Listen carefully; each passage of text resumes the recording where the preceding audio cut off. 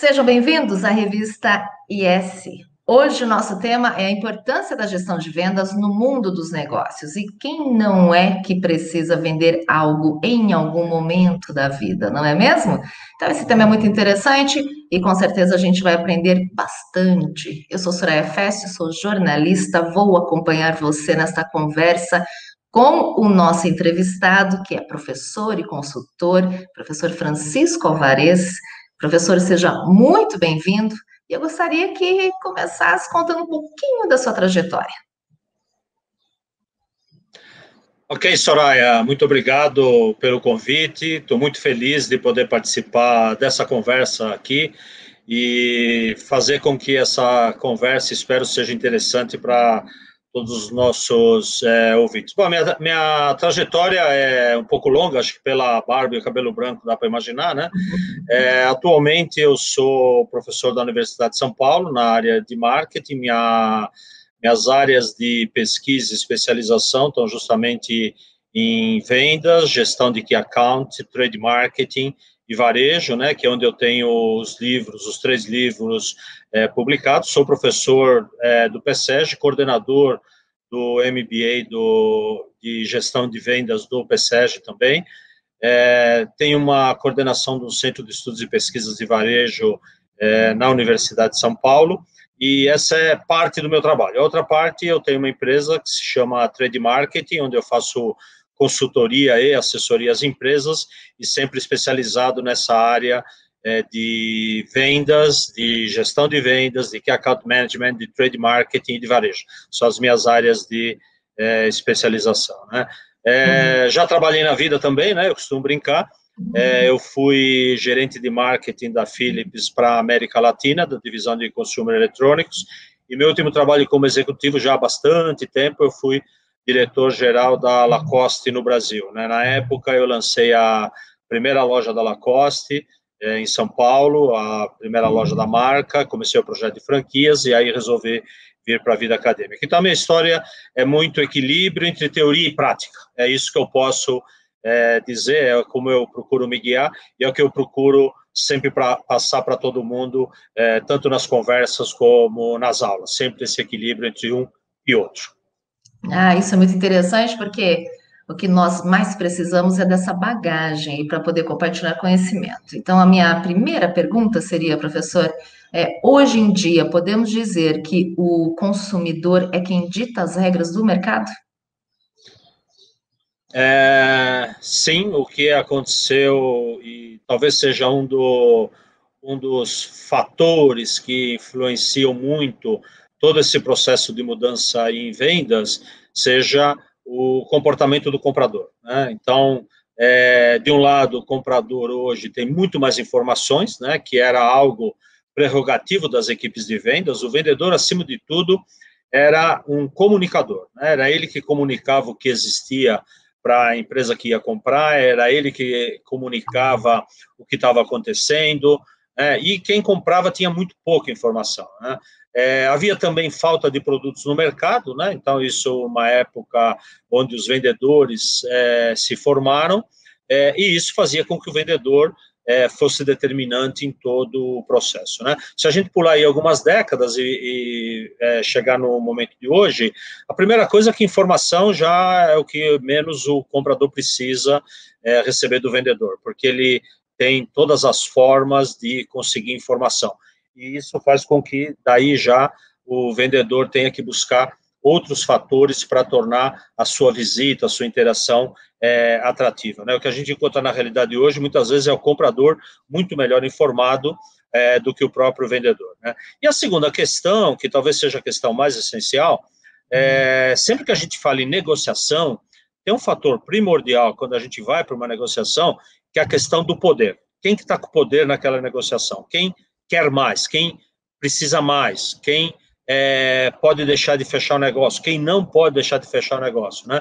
Então, o que acontece hoje no mercado altamente competitivo, na maioria dos segmentos, ainda a gente pode ter algum segmento onde isso eventualmente não é presente, ou em momentos pontuais, onde isso pode não acontecer. Agora mesmo a gente começa com essa retomada da economia, e vamos esperar que ela realmente se consolide, começa a ter falta de alguns produtos e tal, mas em geral o que acaba acontecendo no mercado e nos momentos tradicionais é que o poder mudou de mãos. Então o poder antes estava na mão do vendedor, ele é que definia os tipos de negociação, as normas, etc., e hoje o poder está totalmente na mão do comprador. É ele que define as coisas, é ele que define aquilo que ele quer, e é ele que define o que o vendedor precisa fazer para ele.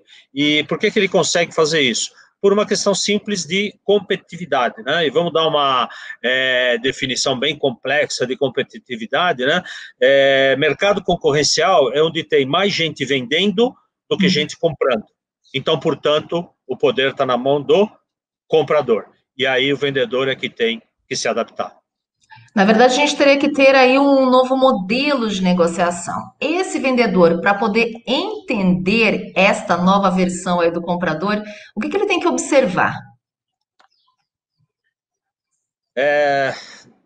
O que acaba acontecendo aí, né, você colocou bem essa pergunta, é um novo desafio para quem trabalha em vendas, né, e para quem trabalha em negociação, que é mudar completamente o enfoque dessa forma de negociação.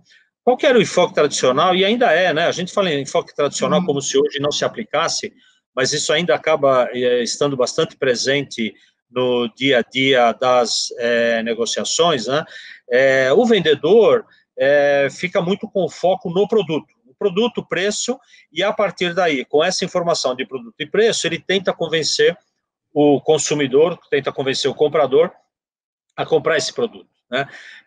E isso é histórico e é quase que natural, porque, em geral, quando se estabelece meta para o vendedor, se estabelece meta de produto para ele, quanto que ele tem que vender daquele produto. Então, é quase que natural que ele vá com esse enfoque para o comprador. Só que agora, como eu falei anteriormente, esse comprador está preparado e ele quer buscar algo diferente, ele quer buscar a solução. Então, esse é o primeiro grande desafio do comprador, entender que o primeiro grande desafio do vendedor, entender que o que está sendo comprado não é o produto ou o serviço dele, é o benefício, é a solução, é a necessidade que aquele produto satisfaz. É isso que está sendo comprado. E aí é que começa a ter uma demanda por um novo posicionamento de quem vende, de quem está negociando. Ou seja, o meu foco agora não é mais no meu produto, mas na solução que meu produto ou serviço traz. Quando a gente fala isso, parece uma coisa muito simples, né? Ah, bom, então é só isso agora, é só fazer essa ação. Só que isso muda completamente, primeiro, a demanda de conhecimento do vendedor. Porque até então, o que ele precisava conhecer era do produto dele, qual era o produto, como é que ele funcionava, o preço, etc. Agora, ele precisa também conhecer isso ele continua com necessidade de conhecer, mas agora ele precisa saber do cliente. O que o cliente precisa? Que solução o cliente busca com isso? Que solução eu estou dando para o cliente? Então, aí, a questão do nível de conhecimento demandado de um vendedor hoje ser um nível muito superior ao nível de conhecimento demandado daquele vendedor que se foca no produto e tenta, no jargão popular, empurrar o produto de alguma forma para aquele cliente. Né? Hoje o vendedor tem que entender do cliente, o que é importante para o cliente, o que o cliente valoriza. E aí ele tem que entender do negócio do cliente. Então, por exemplo, se ele vende um produto de consumo, ele vende um chocolate, vende leite, vende um sabão em pó, né? E ele vende isso, e esses produtos são para o consumidor final, mas ele vende isso para o varejista, ele vende isso para uma loja, ele vende isso para um supermercado. Então, ele tem que entender da loja, ele tem que entender do supermercado. Qual que é o giro do supermercado? Qual que é o markup que o supermercado faz? Qual que é o ROI? Qual que é o espaço disponível na prateleira? Então, se ele vai vender para o varejo, ele tem que ser um expert em varejo, ele tem que entender tudo isso, porque a negociação agora, o comprador não quer saber se o chocolate é gostoso ou não é gostoso.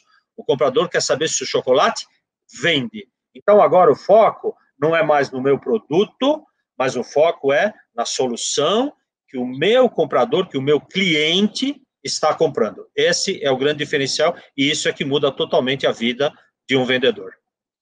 E a gente também não pode esquecer que temos aí estratégias de gestão de vendas, né, professor? O que acaba acontecendo é quase como decorrência dessa mudança do vendedor, que vem da mudança do relacionamento, né? Então, antes era um relacionamento muito pontual, muito de curto prazo, que ainda hoje, em algumas situações, em função do perfil de clientes, etc., acaba acontecendo. Mas o que predomina hoje é o chamado relacionamento de longo prazo, um relacionamento onde se desenvolvem Uhum. negócios conjuntos, onde se busca resolver soluções conjuntas, e não mais aquela velha negociação pontual do dia a dia. Né? O que acaba acontecendo, então, nesse novo modelo de relacionamento é que quem tem uma gestão da equipe de vendas, quem tem uma gestão de vendas, uma gestão comercial, tem que começar a trazer essa nova realidade para essa gestão de vendas.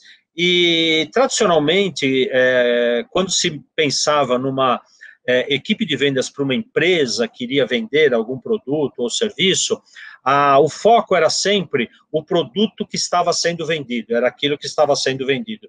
E, a partir daí, o que eu fazia? Eu tinha uma equipe de vendas padrão. A minha equipe de vendas era igual, todos eles tinham o mesmo perfil, o mesmo formato, a mesma forma de remuneração, a mesma política de comercialização, tudo era padrão. E aí, o que eu fazia? Eu tentava fazer com que esse pessoal adaptasse isso nas interações com o mercado. E aí o mesmo vendedor atendia um cliente grande que tinha uma demanda, atendia um cliente médio com outra, um menor com outra demanda, e aí o que determinava essa configuração da equipe era simplesmente e unicamente a questão territorial, né, para evitar que o vendedor tivesse que circular demais entre um cliente e outro. Muito bom. Quando agora eu começo a dizer que eu não vou mais ter foco no meu produto, mas vou ter foco no benefício, no serviço, na necessidade que esse produto atende, eu tenho que agora começar a olhar o meu negócio, não mais a partir da minha empresa, a partir da minha equipe, mas ter que começar a olhar o negócio a partir dos meus clientes do mercado. E aí o que acaba acontecendo? Clientes são diferentes. Então, se os clientes são diferentes e eu tenho que atender esses clientes diferentes de forma diferente, eu não posso ter a mesma equipe. E aí começa o grande desafio.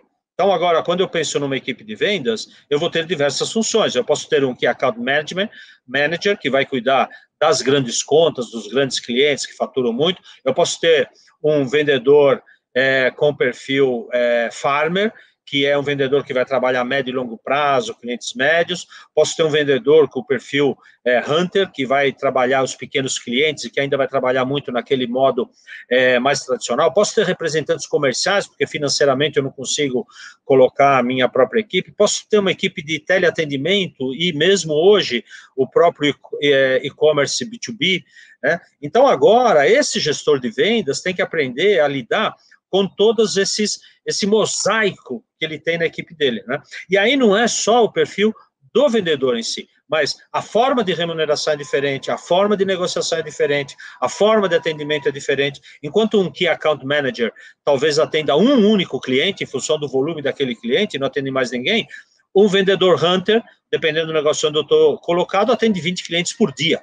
Né? E se ele visitar cada cliente a cada 15 dias, ele vai atender 200 clientes em 15 dias. Enquanto o Farmer, enquanto o Key Account Manager atende um cliente. Né? Ou seja, agora eu tenho que gerir as diferenças. Modelos diferentes de equipe, estratégias diferentes, formas de remuneração diferentes, e isso, obviamente, traz uma complexidade muito grande hoje para o gestor de vendas. O que é bom, porque valoriza cada vez mais essa profissão. E além dele ter, acho que esse desafio de gerenciar pessoas, ele também tem que fazer essa ponte, né? De não só atender bem a ex-comprador, mas também de entender as necessidades da empresa, seja com prazos, né, com formas de pagamento. Também tem que ter esse olhar para um equilíbrio aí das forças, não é? Na realidade, vendas é um setor de equilíbrio, né? Você colocou bem esse ponto, né? Porque a gente muitas vezes comete esse erro de falar muito que tem que atender o cliente, pelo bem do cliente, etc., né? Mas, na realidade, a gente tem que achar o equilíbrio entre o bem do cliente e o bem da empresa. Eu tenho que equilibrar os dois, né? Porque eu costumo dizer que se eu não tiver que atender a minha empresa, atender o cliente é fácil. né? Eu vendo bem baratinho para ele, entrego tudo, dou tudo quanto é serviço e tal, e causa um tremendo prejuízo na minha organização. Isso é fácil, isso daí não tem problema. O grande desafio é atender os dois. Então, vendas tem uma série de determinações, tem uma série de questões que a empresa coloca, né, e que são questões essenciais para a organização, para que ela tenha continuidade, para que ela tenha resultados positivos, para que ela possa continuar investindo e existindo, e com tudo isso que a empresa colocou como base, eu tenho que atender o meu cliente, a necessidade dele, aquilo que ele está precisando. Então, qual que é a grande arte ou ciência hoje, né, de vendas? É achar esse ponto de equilíbrio, né? Eu costumo dizer que o vendedor tem dois clientes, o cliente externo e o cliente interno, né? Então, você tem que atender o seu cliente externo, mas não pode deixar o cliente interno insatisfeito, né? E de uma forma mais em tom de brincadeira, né? Eu costumo dizer que o cliente externo tende a ser mais condescendente quando a gente não cumpre aquilo que estava falando e tal. O interno, que é o chefe, ou o presidente, ou o dono da empresa, né? Se a gente errar muitas vezes, ele se livra logo da gente, né? Então, tem que tomar cuidado quem que a gente quer privilegiar. O ideal é achar esse equilíbrio que você mencionou. Ah, muito bem. Agora, professor, será que vender é uma arte, é um dom, ou está também muito ligado à formação da pessoa, ao aperfeiçoamento, e aí sim todo mundo pode vender?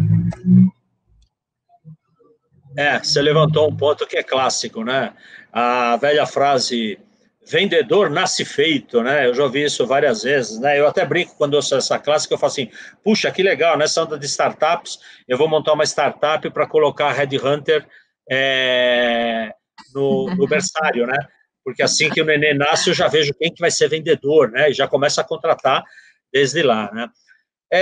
Como toda atividade, né, vendas têm determinadas características pessoais que são mais relevantes na sua ação, né? Então, obviamente, tem gente que tem mais queda para fazer uma venda e gente que tem menos queda, né? Tem gente que não gosta de falar, não gosta de conversar, não gosta de se relacionar, obviamente vai ter muita dificuldade de poder trabalhar em vendas, né? Agora, que é o que se pensava antes, só porque eu sei falar, eu falo bem, eu converso bem, eu gosto de gente, não significa que eu vou ser um bom vendedor, né? Então, se de novo a gente fizer a linha do tempo aí, quando não havia informação, não havia produto, etc. e tal, essa questão da característica pessoal do indivíduo pesava muito na negociação, pesava muito no relacionamento. E por isso que tem essa história de que vendedor nasce feito, que depende muito de cada um, né? E por aí sempre vem a questão de que não dá para padronizar, não dá para ter método, tal, que eu atribuo isso normalmente à desculpa de desorganização, né? O que aconteceu, o que acontece nesse momento é que a relação pessoal continua sendo importante, né? A relação pessoal na negociação segue importante, porque negociação é, acima de tudo, uma questão de confiança, né? Você está comprando um produto comigo, eu estou te dizendo, ó, Soraya, não se preocupe que eu vou te entregar no prazo, não se preocupe que o produto vai chegar certinho, a embalagem não vai chegar estragada, o produto vai estar bom, e você tem que acreditar em mim, porque você só vai poder saber se isso é verdade a hora que isso se concretizar, você receber. Então, há uma relação de confiança que é muito importante, né? E essa relação de confiança vai se construindo ao longo do tempo, né? Por outro lado, o que acontece, essa mudança que eu mencionei anteriormente, agora eu preciso achar solução para o meu cliente, eu preciso achar solução para aquilo que ele está precisando, o que ele valoriza, etc. Então, eu tenho que buscar esse conhecimento técnico, né? Ninguém nasce sabendo o que o cliente quer. Eu tenho que buscar esse conhecimento técnico. Como é que eu faço isso? Que metodologia eu uso? Que sistema eu uso?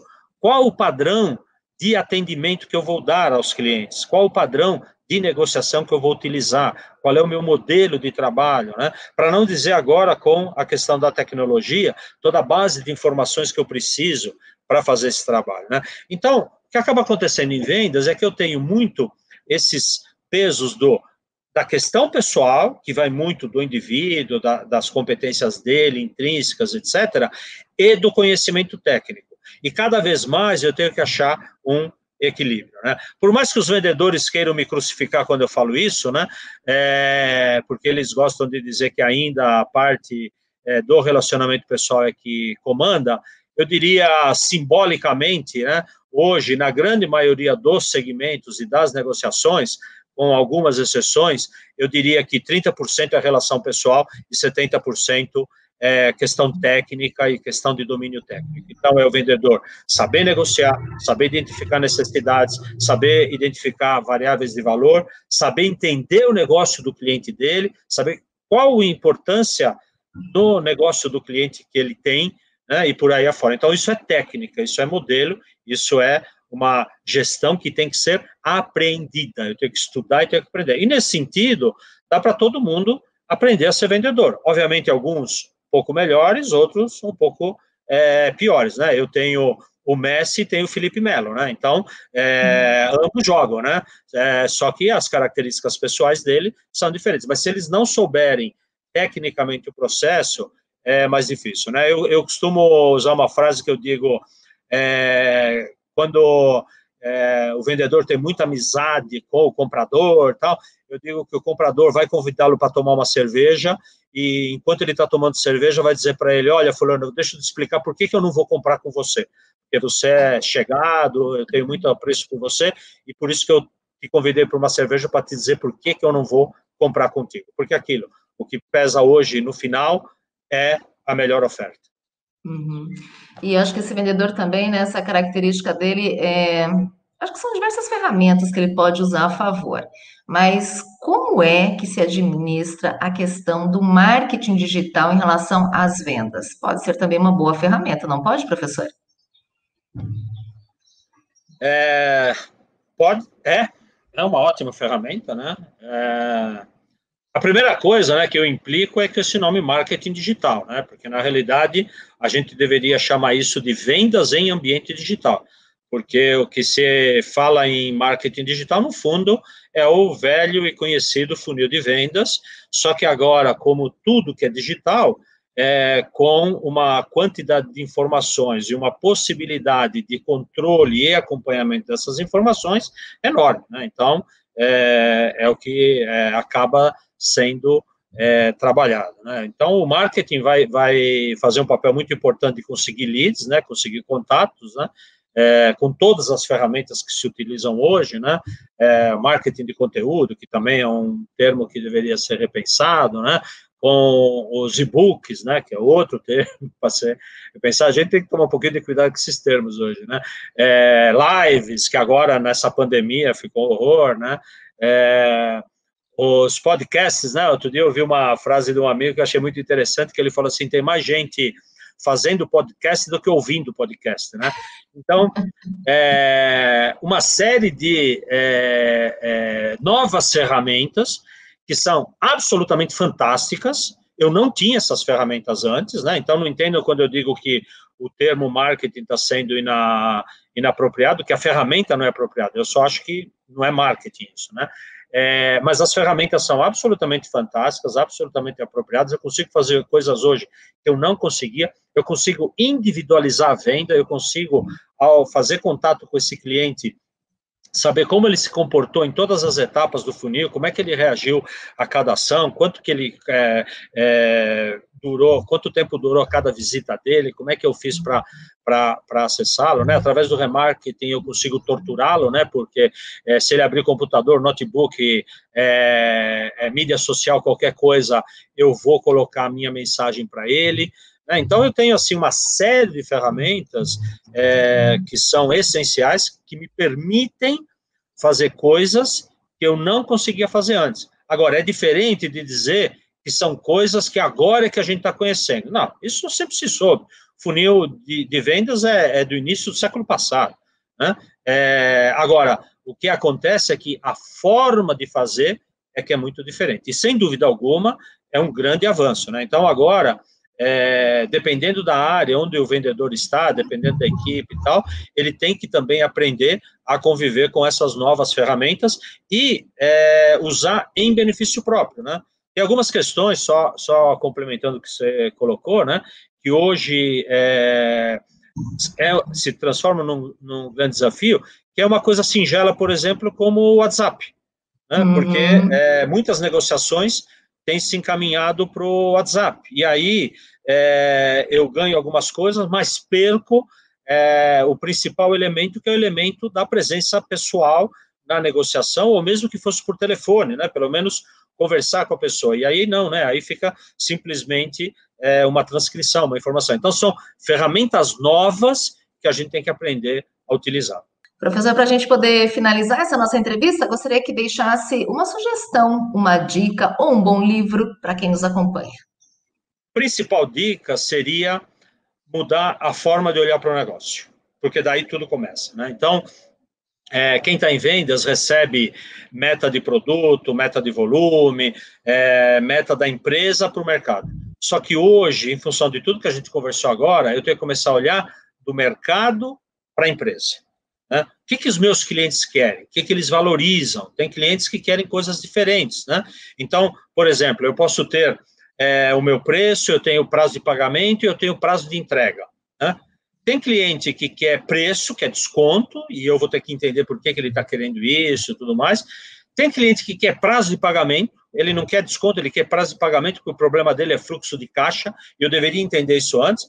E tem cliente que gosta de trabalhar com um giro muito rápido, então o negócio dele é logística, que eu entregue quase que todo dia para ele, né? Então, veja, são 3 fatores que fazem parte de uma negociação, mas cada cliente quer uma coisa diferente. Então, esse é o meu desafio, começar a entender dele.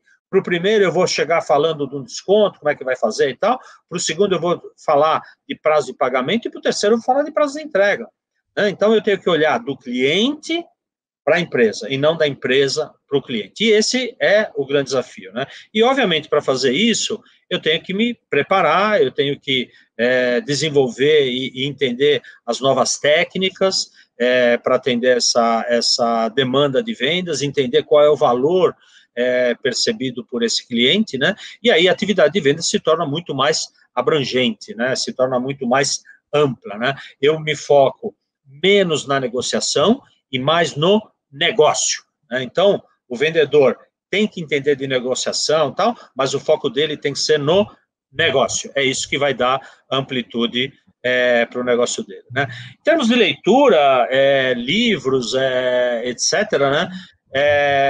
Olhar cada vez mais, fazer um curso, obviamente, né? Que sempre vai me ajudar, né? Particularmente, a gente tem o nosso MBA em gestão de vendas, mas procurar ler sobre a questão de perspectiva de valor, o próprio entendimento de marketing que vendas tem que adquirir, e entender essa nova forma de gestão de clientes e gestão de equipes, né, que é o grande desafio, e que hoje, particularmente, com o modelo do Key Account Management, se transforma numa nova forma de se relacionar e entender com esse pessoal, né? E para não perder, dando uma de Faustão, né, fazer o merchan, né, livro é esse aqui, ó, né? O meu livro de gestão estratégica de clientes, o Key Account Management, né?